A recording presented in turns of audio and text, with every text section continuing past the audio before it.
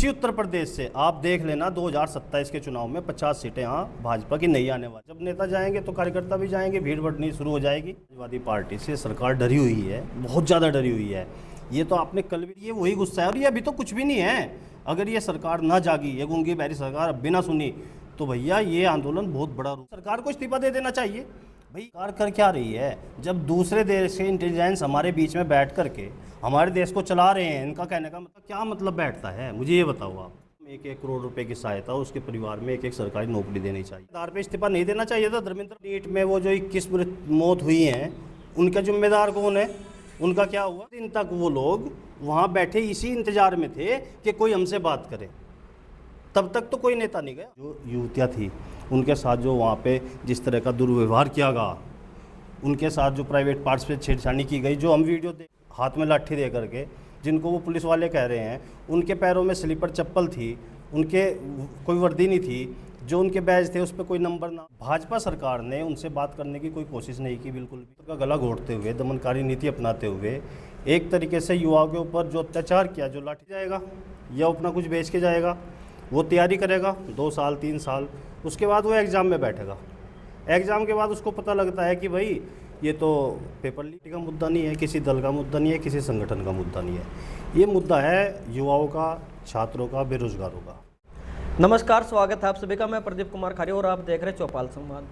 आज हमारे साथ हैं जिला सहारनपुर से एक बड़े चेहरे धर्मवीर खटाणा जी। पार्टी में इन्हें प्रदेश सचिव का पद दिया हुआ है और कर्मठ और जुझारू नेता हैं, अपने नकुड़ विधानसभा में सक्रिय हैं। आज इनसे बात करते हैं।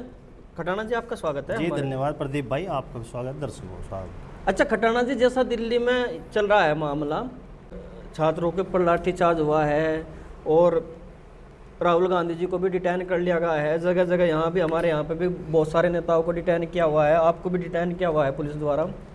तो इन मुद्दों को आप कैसे देखते हो सरकार के? देखिए, जो आपने जो मुद्दा उठाया है आज, ये किसी पार्टी का मुद्दा नहीं है, किसी दल का मुद्दा नहीं है, किसी संगठन का मुद्दा नहीं है। ये मुद्दा है युवाओं का, छात्रों का, बेरोजगारों का। और ये मुद्दा है क्यों? जिस तरीके से भाजपा के शासन में परीक्षाएं रद्द हुई हैं, पेपर लीक हुए हैं, या जिस तरीके से एक तरीके से हर युवा को अपने जो उसके सपने होते हैं, भाई आप इस तरीके से समझ लीजिए कि आज एक युवा अपनी तैयारी करने के लिए जाता है ग्रामीण क्षेत्र से, तो या तो वो कर्ज लेके जाएगा या अपना कुछ बेच के जाएगा। वो तैयारी करेगा 2 साल 3 साल, उसके बाद वो एग्ज़ाम में बैठेगा। एग्ज़ाम के बाद उसको पता लगता है कि भाई ये तो पेपर लीक हो गया या पेपर रद्द हो गया, तो उसकी जो आशाएं हैं, जो उसके परिवार की भी आशाएं उसके पीछे लगी हुई है, वो सारी धूमिल हो जाती है 1 मिनट में। उधर उसकी उम्र निकलती चली जाती है उस एग्ज़ाम के लिए। तो ये कहीं ना कहीं गुस्सा जो काफ़ी दिन से पनप रहा था अंदर ही अंदर, तो वो युवाओं का गुस्सा जो है इस आंदोलन के रूप में बाहर आया। और यहाँ होना ये चाहिए था कि बीजेपी सरकार को इन युवाओं के साथ खड़ा होना चाहिए था, इनकी बात को सुनना चाहिए था। लेकिन इन्होंने लोकतंत्र का गला घोटते हुए, दमनकारी नीति अपनाते हुए एक तरीके से युवाओं के ऊपर जो अत्याचार किया, जो लाठीचार्ज के रूप में, वो बहुत ही निंदनीय है। और ये युवा जो है जाग चुका है और इस निकम्मी, इस बहरी गूंगी सरकार को प्रदेश से और देश से भगाने का काम करे। अच्छा, लोगों का तो ये आरोप है कि जब से वहाँ पे राजनीतिकरण हुआ उस मंच का, तब से वहाँ पे भीड़ बढ़ी है। इससे पहले जो सीजीपी है वो भीड़ इकट्ठी नहीं कर पाई थी। तो कहीं ना कहीं जो ये भीड़ है, जो मारपीट हुई छात्रों के साथ में और जो छात्रों ने वहाँ पे पत्थर वगैरह फेंके हैं, वो सब पार्टियों की देन है, अलग अलग पार्टियों की देन है? नहीं, देखिए इसमें है क्या कि ये 20-21 दिन तक ये धरना प्रदर्शन बिल्कुल शांतिपूर्वक चल रहा था और वो बार बार ये कोशिश कर रहे थे कि सरकार हमसे आए, बात करे, चाहे सोनम वांगचुक हो या सीजेपी के जो अन्य कार्यकर्ता रहे हो, वो सारे हों। लेकिन भाजपा सरकार ने उनसे बात करने की कोई कोशिश नहीं की, बिल्कुल भी। जब उनसे बात नहीं की भाजपा सरकार ने, तो यहाँ समाजवादी पार्टी के जो हमारे लीडरशिप है, जो हमारे नेता हैं, हम जैसे कि सांसद जी माननीय डिम्पल यादव जी, माननीय सांसद इकरा हसन जी, माननीय सांसद जो है धर्मेंद्र यादव जी, सांसद रुचिवीरा जी और भी अन्य सारे नेता वहाँ गए समय समय पर और उन्होंने उस आंदोलन को समर्थन दिया, उन युवाओं की परेशानियों को देखते हुए। अब उसको जब समर्थन देना शुरू किया तो स्वाभाविक सी बात है, जब नेता जाएंगे तो कार्यकर्ता भी जाएंगे, भीड़ बढ़नी शुरू हो जाएगी। लेकिन वो सब शांतिपूर्वक चल रहा था।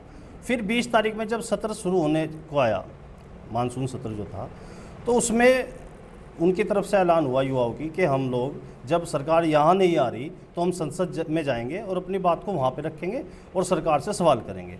और जो उनकी मांगें थी, धर्मेंद्र प्रधान का इस्तीफा हुआ या जो भी अन्य मांगें थी, उन सारी मांगों को हम रखेंगे, क्योंकि उसमें 21 जो युवाओं की मृत्यु भी हुई है, छात्र छात्राओं की, वो भी एक बहुत ही बड़ा मतलब एक तरीके से पाप हुआ है बीजेपी की तरफ से, और उसका कोई संज्ञान उन्होंने नहीं लिया है।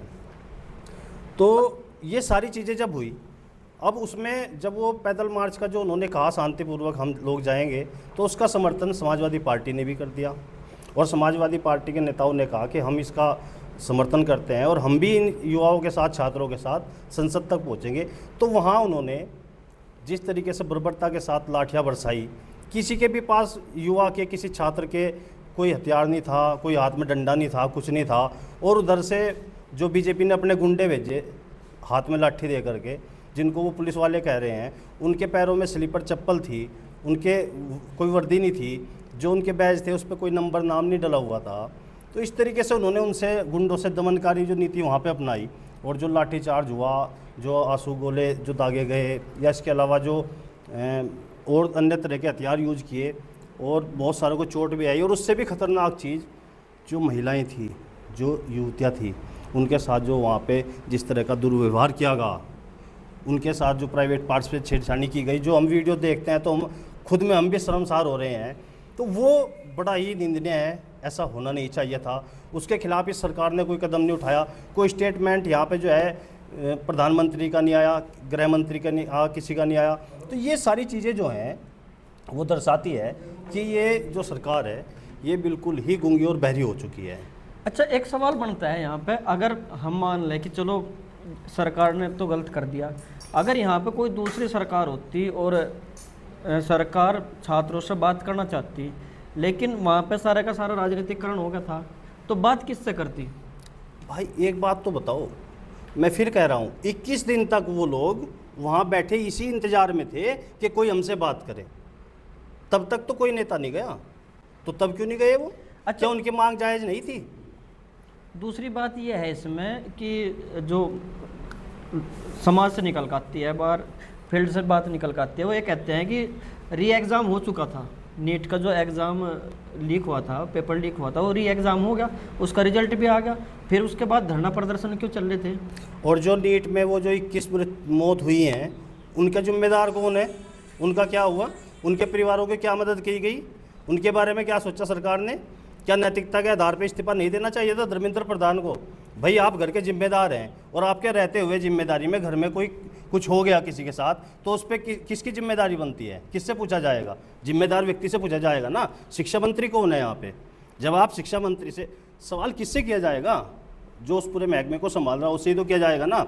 और वो विफल है तो क्यों ना उसको हटाया जाए? ये राजशाही थोड़ा ही है कि वही बैठा रहेगा, उसकी जगह दूसरे को लेके आओ।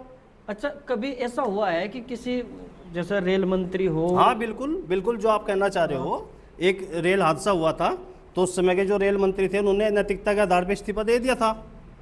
मतलब हो जाना चाहिए ऐसा कि भाई मेरे से संभल नहीं रहा है? भाई निश्चित होना चाहिए, ये तो नैतिकता बनती है भाई। संवेदनशीलता क्या होती है? देखो, हमारा जो लोकतंत्र है, हमारे लोकतंत्र ने हमें बहुत सारे अधिकार दिए हैं, और ये जो चुना जाता है ये राजशाही नहीं है कि आपको हमेशा के लिए चुन लिया गया है। ये 5 साल के लिए चुना जाता है, और अगर आप उन 5 साल में भी जिस काम के लिए आपको चुना गया है, जिस चीज़ के लिए आपको भेजा गया है वहाँ पे संसद में, हाउस में, अगर आप वो अपना काम नहीं करते हैं तो नैतिकता के आधार पर भी इस्तीफा हो जाना चाहिए था। और यहाँ तो 21 मौतों का जिम्मेदार है धर्मेंद्र प्रधान, उसको तो बिल्कुल देना ही चाहिए था, और वो नहीं दे रहा था, तो सरकार को चाहिए था अपने कैबिनेट का अधिकार के तहत उसको हटा देना चाहिए था। अच्छा, अगर मैं बात करूं धर्मवीर खटाना जी को वहाँ भेज दिया जाए सरकार की तरफ से कि आप बातचीत करो, तो धर्मवीर खटाना जी कैसे संतुष्ट करते हैं उन छात्रों को? जैसे किस मौतों के बाद उन्हें संतुष्ट कैसा करते हैं? किन लोगों को? जो वहाँ पे बैठे थे धरने पर, जो छात्र हैं, जो छात्र बैठे थे। हाँ, छात्रों को संतुष्टि के लिए कई चीज़ें होनी चाहिए थी। सबसे पहले तो जो जिम्मेदार है, जो इस पूरे शिक्षा मंत्रालय को देख रहा है, उसको इस्तीफा देना चाहिए, या उससे सरकार को इस्तीफा दिलवाना चाहिए, नैतिकता के आधार पर भी। दूसरे नंबर पर जिन छात्र छात्राओं की मृत्यु हुई है नीट एग्ज़ाम के वो पेपर चोरी होने पर, उन सब के परिवार को कम से कम 1-1 करोड़ रुपए की सहायता उसके परिवार में एक सरकारी नौकरी देनी चाहिए, जिससे उनका परिवार का पीछे पालन पोषण हो सके। तीसरे नंबर पर जो छात्रों की मांग है कि आगे इस तरह की कोई घटना ना हो पेपर लीक की, उस पर सरकार को कुछ कड़े नियम बनाने चाहिए। आप एक बात बताइए, इन लोगों ने मीडिया में 2-3 दिन से चल रहा है, बीजेपी वाले भी कह रहे हैं कि ये तो अमेरिका से मिले हुए हैं, तो पाकिस्तान से मिले हुए हैं, तो चीन से मिले हुए हैं। जब उनकी इंटेलिजेंस इतनी ख़राब है कि दूसरे देश हमारे देश में लोगों को भड़का के दंगा करा रही है, तो इसका मतलब तो सरकार विफल हो गई। दूसरी बात यह है कि वो आईबी, वो उनका तंत्र, वो इन सब चीज़ों की जांच तो कर रहा है, लेकिन आज तक उसने इस चीज़ की जांच नहीं की भैया ये पेपर कैसे लीक हुआ और कैसे रुकेगा। कितने लोग दोषी बना करके जेल में गए, कितनों को सजा हुई है इसमें, बताओ मुझे। इससे पहले भी नीट का पेपर एग्जाम जो है वो ऐसे ही चोरी वो हुआ था, लीक हुआ था, तो बताइए उसमें क्या कार्रवाई हुई। ये सरकार कभी कुछ नहीं करती। ऐसे पहले इन्होंने किसान आंदोलन को बदनाम करने की कोशिश की थी, झूठ फैलाने का, रायता फैलाने का काम करती है। इसके अलावा इनके पास कुछ नहीं है। ये प्रोपेगेंडा की सरकार है और इस सरकार को बदलने के लिए युवा जाग चुका है, वो सड़कों पर आ चुका है। अब इस सरकार को या तो अपने आप खुद इस्तीफा देना पड़ेगा, नहीं तो यहाँ का युवा इस्तीफा लेना भी जानता है और इस सरकार को बदलना भी जानता है। अच्छा, जैसे आरोप लग रहे हैं, उन्हीं की बात बता रहा हूँ। जो आरोप हम देखते हैं, कहते हैं कि जो जेएनजी है ये नेपाल की तरह लगा दी गई है और deep state, America deep state का इसमें सारी बातें बताई जाती है कि अमेरिका डीप स्टेट इसमें काम कर रहा है। तो आप किस हिसाब से देखते हो इसे? आप भी उसी नज़र से देखते हो अमेरिका डीप स्टेट काम कर रहा है हमारे यहाँ पे? देखो, जो मांग थी इन युवाओं की, अगर उस मांग को मान लिया जाता तो यहाँ तक ये बात ही ना पहुँचती। और जो उन्होंने मांग की है उसमें अमेरिका का क्या मतलब बैठता है, मुझे ये बताओ आप। नहीं, ये कहते हैं कि जो ये अभिजीत दीप के जो आया ये अमेरिका से आया है और हमारे जो वहाँ पे दूतावास है उसने भी 17 तारीख में एक नोटिस जारी कर दिया था कि 20 तारीख में ये सीजेपी और 21 तारीख में किसान आंदोलन होगा। ये दोनों चीज़ें उन्होंने पहले बता दी थी, तो कहीं ना कहीं तार जुड़े हुए होंगे इनके वहाँ पे। तो एक बात तो बताओ, फिर ये सरकार कर क्या रही है? जब दूसरे देश के इंटेलिजेंस हमारे बीच में बैठ करके हमारे देश को चला रहे हैं, इनका कहने का मतलब ये है कि हमारे देश को चला रहे हैं, हमारे युवाओं को भड़का रहे हैं, तो ये सरकार तो अपने आप में फिर विफल है। इसको तो पूरी सरकार को इस्तीफा दे देना चाहिए भाई। वो फिर तो आपका मतलब कहने का हो गया ना कि पूरी सरकार फेल होगी, इसका तंत्र फेल हो गया। तो इसका मतलब तो ये है कि कल कोई भी देश हमारे ऊपर राज कर लेगा आगे। नहीं, ये हम नहीं कह रहे, ये लोग जो भी कह रहे हैं उनको सोचना चाहिए ना। ये कुछ नहीं है, ये युवा हम लोगों के ही बच्चे हैं, हमारे बीच से निकल कर गए हुए युवा हैं, हमारे आपके बच्चे हैं, वो बच्चे हैं। देखो, हम क्या है कि 70% माता पिता का सपना होता है अपने बच्चे को डॉक्टर बनता हुआ देखने का। आप कहीं देख लीजिए। अब जब वो अपना उस बच्चे पर पैसा लगा रहे हैं, सब कुछ कर रहे हैं, लेकिन हो क्या रहा है? पेपर लीक हो क्या रहा है? एग्ज़ाम कैंसिल हो गया। क्या होगा उससे? मनोबल टूटेगा, मनोबल टूटेगा, उनके अंदर गुस्सा पनपना शुरू होगा। और ये वही गुस्सा है। और ये अभी तो कुछ भी नहीं है। अगर ये सरकार ना जागी, ये गूंगी बहरी सरकार अब बिना सुनी, तो भैया ये आंदोलन बहुत बड़ा रूप लेगा और इनको पूरी सरकार को इस्तीफा देना पड़ जाएगा। अच्छा, एक लास्ट सवाल है हमारा। जैसे आपको डिटेन किया गया है बहुत सारी जगह और भी नेताओं को डिटेन किया गया है, इस मुद्दे को कैसे देखते हो? आपके कहीं गए और पुलिस ने डिटेन कर लिया उनको, उनके जो भी धरने हैं या जो भी उन्होंने मिलने जाना उन्हें मिलने नहीं दिया जा रहा है उनसे। देखो, आप बात को समझो। अगर जो समाजवादी पार्टी है, समाजवादी पार्टी से सरकार डरी हुई है, बहुत ज़्यादा डरी हुई है। ये तो आपने कल भी देखा, जब अखिलेश यादव जी को डिटेन किया गया तो पूरे प्रदेश में जिस तरीके से कार्यकर्ता सड़कों पे निकल आए थे, उससे बीजेपी सरकार, योगी बाबा जी घबरा चुके हैं। और ये घबरा करके इतने ज़्यादा घबरा गए हैं कि इनको ऐसा लगता है कि जो समाजवादी के नेता है, अगर ये सड़कों पे आ गए तो आपकी 50 सीटें भी आने वाली नहीं हैं। ये डराना चाहते हैं, दबाना चाहते हैं, क्योंकि एक कहावत भी है कि जब जब योगी डरता है पुलिस को आगे करता है। अब यही चीज़ यहाँ पे कर रहा है। उसने हर नेता को डिटेन कर दिया, लेकिन क्या इससे आवाज़ दब जाएगी? अगर वो सोच रहे हैं, देखो मैं आपको एक चीज़ बताता हूँ, समाजवादी पार्टी का जो कार्यकर्ता है वो अपने स्वाभाविक रूप में नहीं है, क्योंकि वो ये चाहता है कि यहाँ पे जो बदलाव हो वो वोट के आधार पे हो। लेकिन अगर स्प्रिंग की तरह हमें दबाया जाएगा, तो जब स्प्रिंग को दबा जाता है तो उसमें उछाल उससे डबल मात्रा में आता है। तो ये सरकार को सोचना भी होगा। 50 सीटें भी यहाँ भाजपा की आने वाली नहीं है 2027 के चुनाव में, आप देख लेना। बड़ी बात बता रहे हो, 50 सीटें भी बिल्कुल नहीं कह रहे 400 पार करेंगे हम अब की बार। नहीं, 400 पार तो वो पहले भी कर रहे थे 2024 में भी। वहाँ पे भी उत्तर प्रदेश ने ही रोका था। उत्तर प्रदेश इंडिया गठबंधन की उत्तर प्रदेश के अंदर 43 सीटें आई थी और भाजपा को पूर्ण बहुमत में आने से रोका था। और इसी उत्तर प्रदेश से आप देख लेना 2027 के चुनाव में 50 सीटें यहाँ भाजपा की नहीं आने वाली है।